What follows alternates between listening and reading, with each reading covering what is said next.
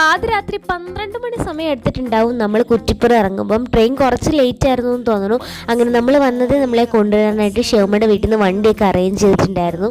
അങ്ങനെ നമ്മൾ നേരെ ആ വീട്ടിലേക്ക് എത്തിയിട്ടുണ്ട്. ഹാജരയുടെയും ഷെവമയുടെയും വീട് കറക്റ്റ് ഒരു കസിൻസ് ആയതുകൊണ്ട് തന്നെ തൊട്ടടുത്തടുത്താണ്. അപ്പം നേരെ കല്യാണ വീട്ടിൽ പോലും കയറാതെ നമ്മൾ നേരെ ഫുഡ് കഴിക്കാനായിട്ടാണ് വന്നിട്ടുണ്ടായിരുന്നത്. കാരണം 12 മണി കഴിഞ്ഞായിരുന്നു നമ്മൾ ഫുഡ് കഴിക്കാനായിട്ടിരുന്നത്. അപ്പം ഇനി നേരെ കിടന്നുറങ്ങാനായിട്ട് പോവാണ്.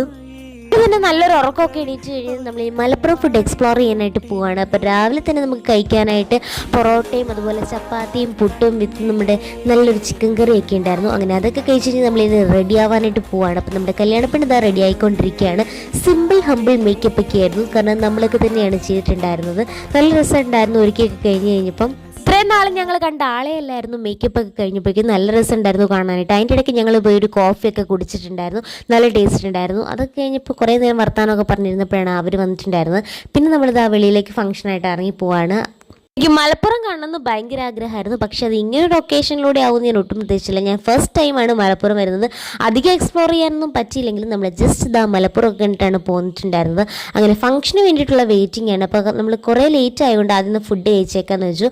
ഒത്തിരി ഫുഡൊക്കെ ഉണ്ടായിരുന്നു. പറഞ്ഞാൽ ബ്രോസ്റ്റ് ഉണ്ടായിരുന്നു, ബിരിയാണി ഉണ്ടായിരുന്നു, മന്തി ഉണ്ടായിരുന്നു. സംഭവമൊക്കെ അടിപൊളിയായിരുന്നു. അങ്ങനെ ഫുഡൊക്കെ കഴിച്ച് കഴിഞ്ഞ് നമ്മുടെ ഫംഗ്ഷൻ ഇതാ സ്റ്റാർട്ട് ചെയ്യാനായിട്ട് പോവാണ്. ഈ ജാടായിട്ട് നിൽക്കണമെന്നേ ഉള്ളൂ. ആളുടെ ഉള്ളിൽ നിറച്ചും ടെൻഷനാണ്. നേരം വെളുത്തും പോലെ ടെൻഷൻ എന്ന് പറഞ്ഞിട്ട് ഓടുമായിരുന്നു. ഈ കാണുന്നതാണ് ഷെവമയുടെ ചെക്കൻ. അങ്ങനെ അവർ സ്റ്റേജിലൊക്കെ കയറിയിട്ട് ഫംഗ്ഷൻ സ്റ്റാർട്ട് ചെയ്യാനായിട്ട് പോവാണ്.